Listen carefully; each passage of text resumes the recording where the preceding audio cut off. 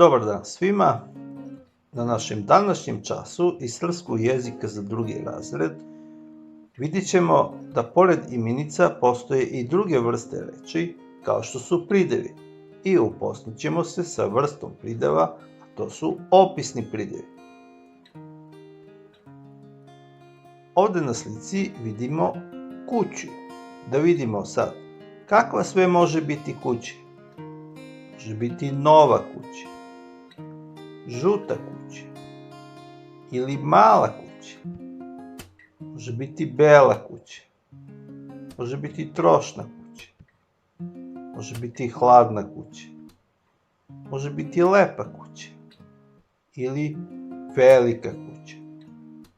Sve ove reči stoje uz imenicu kuća i pokazuju nam njene osobine. Pridevi su reči koje stoje uz imenicu i bliže je određuju, odnosno pokazuju nam osobine imenice.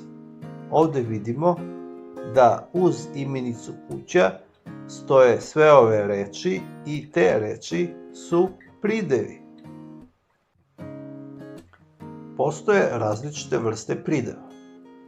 U drugom razredu mi ćemo se upoznati sa opisnim pridevima. Kakvi su to pridevi, najbolje ćemo vidjeti na primjeru sljedećih rečenica. Mama je kupila šarenu loptu. U ovoj rečenici pridev je šarenu i on stoji uz imenicu lopta. Milica gaji bele lale. U ovoj rečenici pridev je bele i on stoji uz imenicu lale.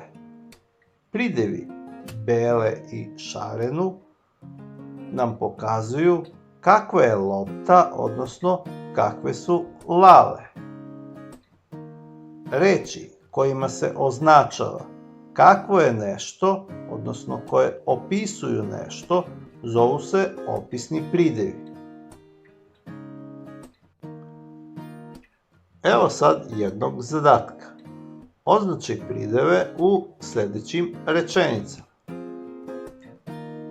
Na širokom polju uzdiže se visoki zeleni jablan. Obilježit ćemo najpre u ovoj rečenici imenice, a onda i označiti prideve koji stoje uz te imenice. U ovoj rečenici imenice su polju i jablan.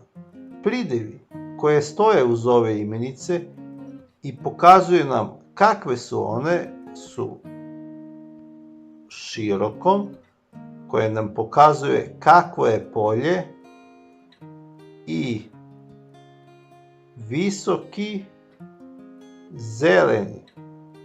To su pridevi koji nam pokazuju kakav je jablan. Preko zelenih polja u jednom velikom plavom dvorcu živi prelepa princeza. Obeležit ćemo najpre imenice. Polja, dvorcu i princeza. Pridevi koji stoje uz ove imenice i pokazuju nam kakvi su one su zelenih, oni nam pokazuje kakva su polja, zatim velikom i plavom, to su pridevi koji nam pokazuju kakav je dvorac, i pridev prelepa koje nam pokazuje kakva je princeza.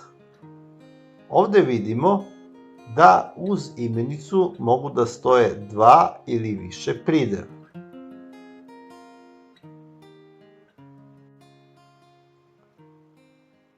To bi bilo sve na ovom času. Nastavite da me pratite.